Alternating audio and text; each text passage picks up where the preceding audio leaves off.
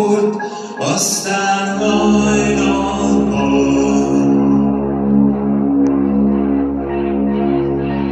Sírtunk ázottan,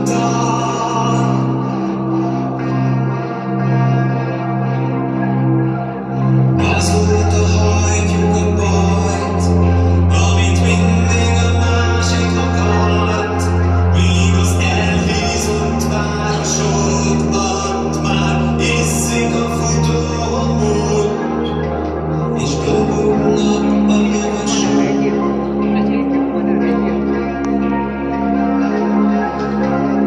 Paták és harci dobok, égbe kiállt ez a bűn, amit hömpöltünk keserűn, s most az égre kiálthatom én, hatalmad ünnepén, kérlek oldozz fel.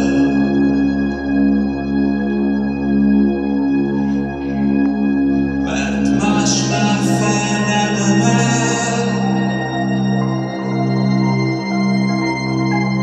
mert más már fel nem emel.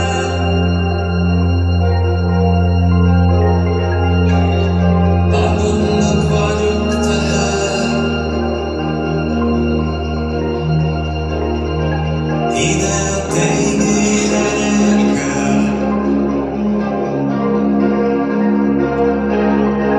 ide a te igényekkel.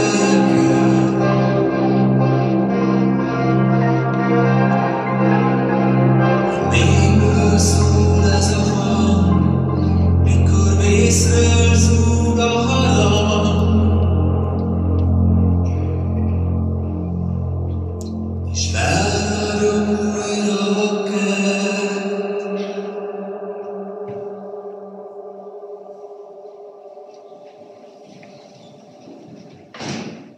Gondolkodtatok-e már rajta, mit jelent a Nemzeti Összetartozás Napja, mint fogalom? Talán távol áll a mi korosztályunktól, de meg lehet érteni, ha egy iskolai példával világosítjuk meg. Hogyan szerveződik meg az iskolai élet? 15-20 gyerek van összezárva egy osztályba, és azt mondják el, hogy ez a 4. vagy 8. osztály. Van köztük jobb képességű és kevésbé, nagyszájú, szerény, mindenféle. Lehet, hogy az egyikből kiváló orvos lesz, a másikból kiváló kőműves, vagy csapnivaló asztalos, ügyvéd, bármi. Most mégis ők a 4. vagy 8. osztály. Összetartoznak. Ahogyan egy csapat gyerek összetartozással létrehoz egy osztályt, úgy az egy nyelven beszélő emberek összetartozása létrehoz egy nemzetet. Mindenki hol lakik, milyen életkorú, milyen élettapasztalata van, mi a véleménye valamely kérdésről, mégis egységet alkot a többi, azonos anyanyelvű emberrel. Ők alkotják a nemzetet. A Nemzeti Összetartozás Napja azt jelenti, hogy különbségeink ellenére a világon élő minden magyarnak közösséget alkotnak, szétszakíthatatlanul összetartoznak, ahogyan egyek voltak elődeink is. De hogyan jött létre az a helyzet, hogy a világon szerte éljenek magyarok, nem csak itt Magyarországon? 1914 és 18 között a központi hatalmak tagállamaként az osztrák-magyar monarchia a németek szövetségeseként harcolt az Antant hatalmak ellen. Az óriási létszámmal és a haditechnikai fölénnyel szemben azonban nem voltak képesek ellenállni. 1918 őszén központi hatalmak országai sorra készültek a fegyverszüneti megállapodás aláírására. Mindeközben Magyarországon belül is súlyos hatalmi és belpolitikai viszályok dúltak. Ilyen körülmények között kezdődtek meg a béketárgyalások.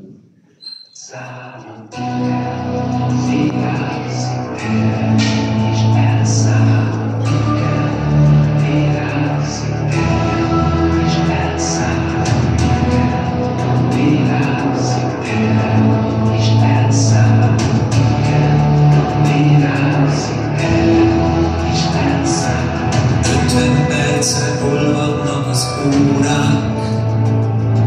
A szórokat a csatornába dobják.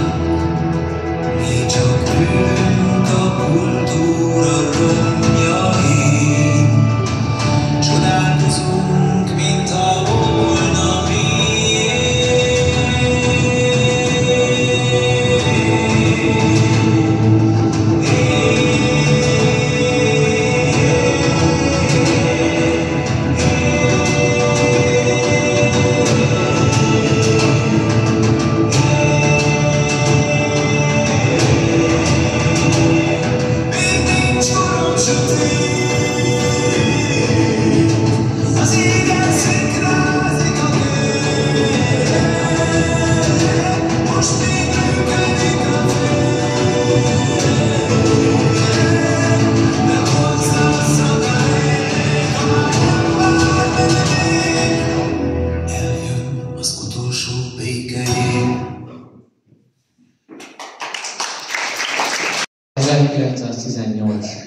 16-án Wilson közzéteszi 14 pontjából álló üzenetét, mely az igazságos békekötés feltételét tartalmazza, minek 10. pontja így szól.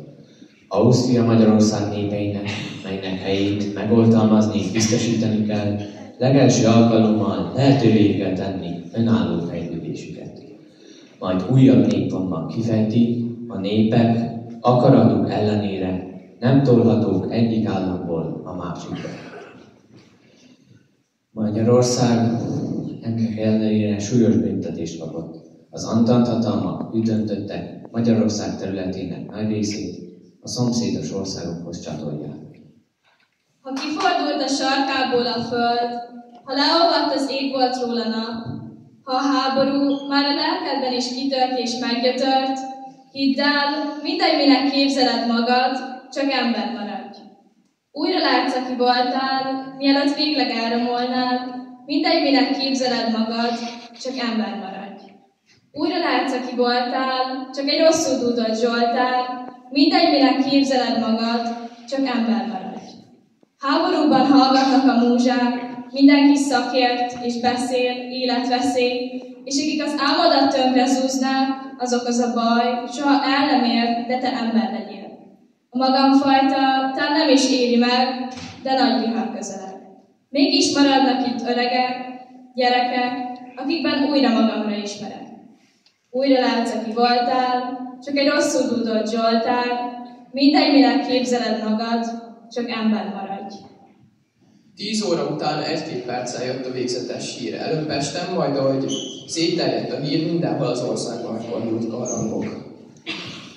A magyarok 2 óra hosszantartó halálozással temették múltjukat és jövőket.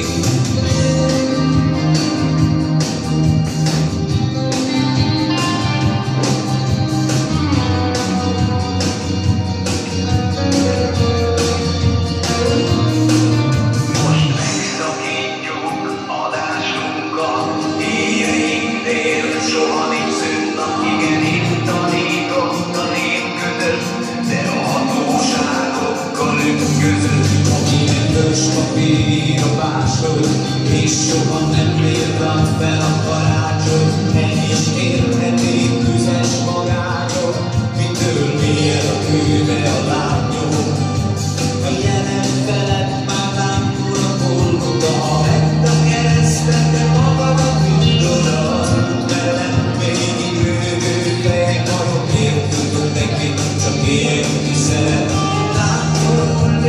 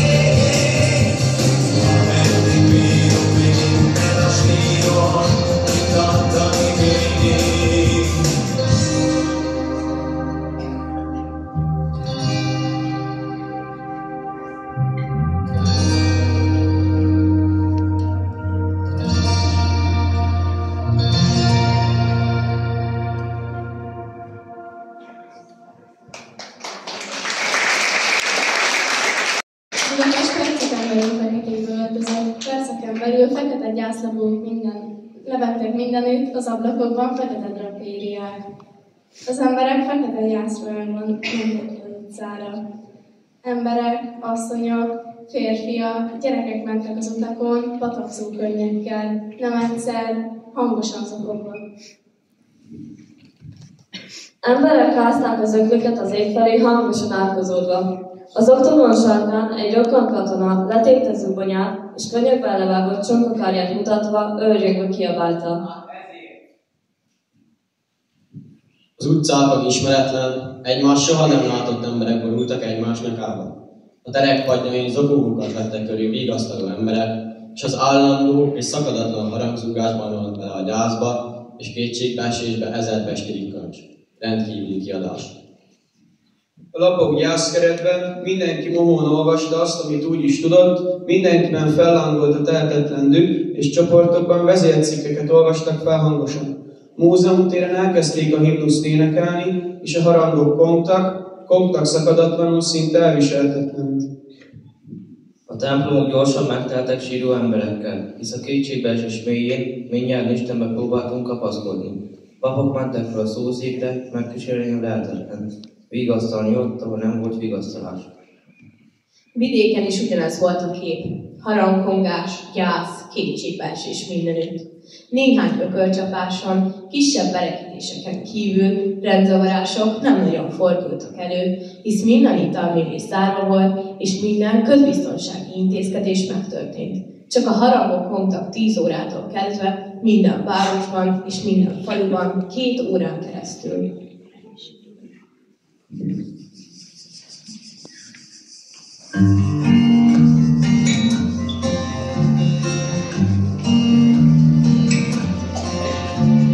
Teret idézi még az esti szél.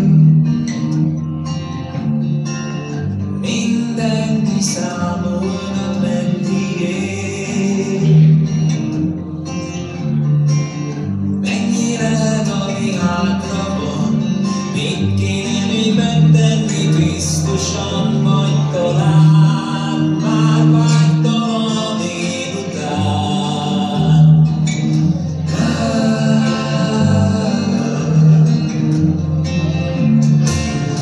Életkorok, mint a napszakon, a téli nap még felragyogható.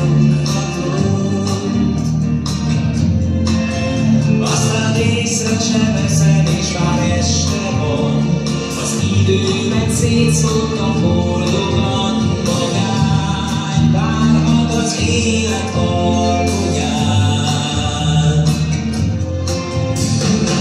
Nem én döntök, de nem kell több, csak annyi kell, amennyi jár. Sokba fúrni, borba hullni, hinni, hogy vár rám a szemhatár. Nem én döntök, de nem kell több, csak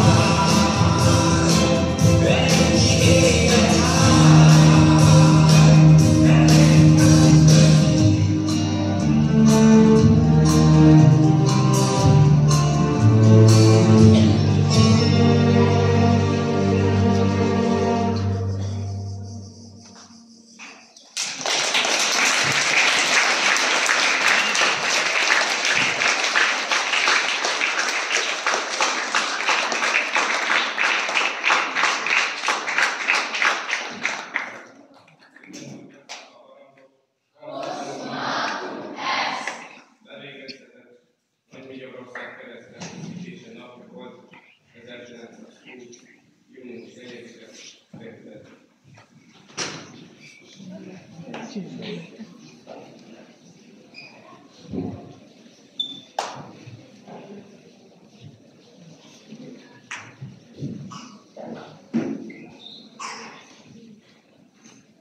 Nekem több nem is kell, csak egy magyar baba, testvéreimnek ceruza. Cipő, cukorka, és még szebb jövő, anyukámnak meleg ruha. Magyar huszár! És gondolj azokra is, akiknek se apjuk, se anyjuk, árvák és szegények. Bevallom, nem mindig voltam jó, de ígérem, jövőre jó leszek. Én csak egy táskát szeretnék, amibe belerakhatom az iskolai dolgaimat, meg még azt, hogy vége legyen a háborúnak. Akkor ha szegényből gazdag lenne, s nem lenne annyi árva gyerek, kinek nincs, ki mondja, szeretlek gyermekem, teljesítsd kívánságom. Egy könyv címét már rég kiválasztottam. Kalotai Margit, vagy mivel jövőre tanuljuk, Toldi Arany Jánostól azt szeretném. Egy pár bakancs, mert 9 kilométert gyalogolok az iskolába, és tényleg nagyon rossz, félcipőben, a nagy hóban. Add vissza egész erdeit a magyaroknak. Adj jó egészséget az én drága jó szüleimnek és testvéreimnek. Még kérek egy babát, mesés könyvet és ruhát a szegényeknek. Ha majd újra Magyarország leszünk, kérnék egy szvettert és egy korcsolyát. Ha ezt megkapnám, nagyon szófogadó lennék. De úgy csináld, ahogy te jónak látod. Mindenki azt mondja, hogy most olyan rossz világ van, és én tudom, hogy az van, mert látom.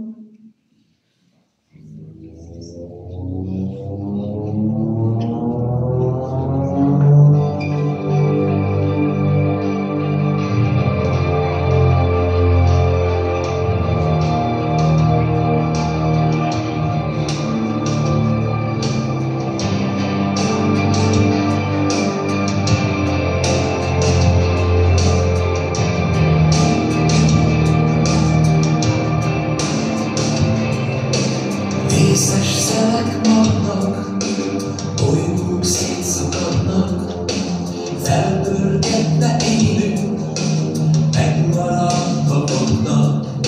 A lejtő egyre gyorsul, vajon fordul, elbukunk, csak attól nem félünk, amiről semmi biztosat nem tudunk. Itt már senki sem ártatlan, csak a filmekben, meg az álmokban. A hatalom kőkkel fintorog, aki nem hajlik, az majd törni fog. Szerencsét csak a bolond vár, meg a haladó szellemű szakbarbár. De szegények, meg a gazdagok, mind látni szeretnék a holnapot. Több mint 3 millió magyar került az új határokon túlra, Romániához, Csehszlovákiához, Jugoszláviához és Ausztriához. Nem kell beszélni róla sohasem, de mindig gondoljunk rá.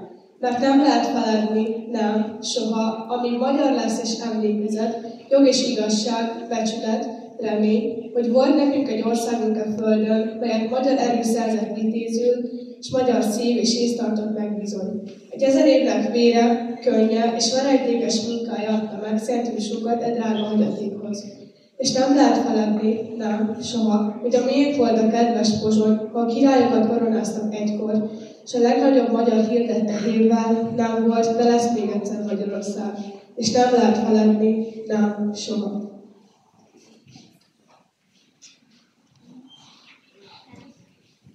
Hogy a miénk volt legszebb koszorú Európának, a Kárpátok éke, és miénk volt a legszebb kékszalag, az Adriának gyöngyös Spartakisze. És nem lehet feledni, nem, soha.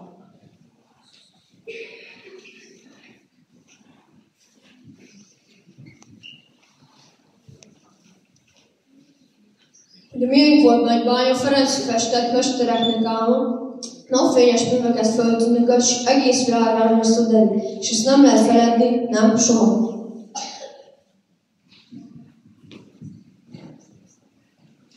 Hogy váradon egy adi énekelt, és holnapot hirdettek magyarok, és nem lehet feledni, nem, soha. A bölcsőket és sírokat nekünk, magyar bölcsőket, magyar sírokat, dicsőség és gyász örök fészkeit.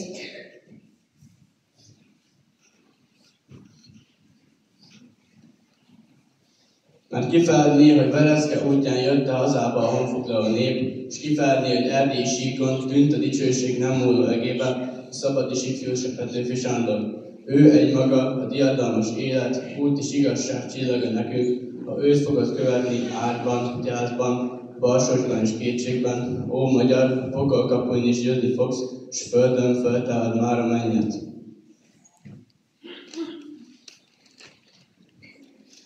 Tudnád feled üzenítszanod, hol Arany János énekád arra.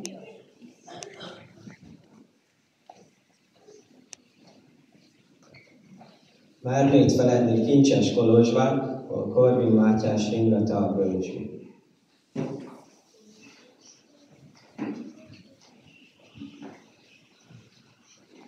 Bírnád feledni Kassaszent halottját, és lehet feledni az arany őskert, 13 magasztos elmondóját, kik mindig várnak egy föltámadásra. Trianon gyászos napján, magyarok, testvéreim, ti szerencsétlen átkos, rossz csillagok alatt vigaszra járó. Ó, nézzetek egymás szemébe nyíltan, s őszintén, és a nagy sír fölött ma fogjatok kezet, és esküdjetek nyilván, csupán a szívveréseivel, és a jövendő hitével egy nagy esküt, mely az örök életre kötelez, a munkát és a küzdést hirdeti, és elvisz a boldog föltámadásra. Nem kell beszélni róla sohasem, de mindig gondoljunk rá.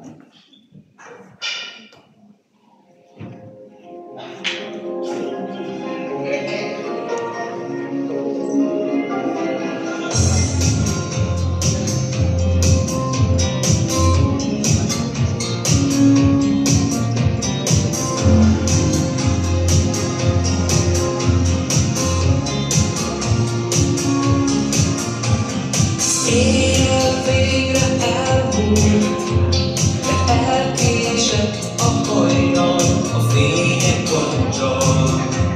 Az ágyaték oly feldúlt, mint a félmúlt.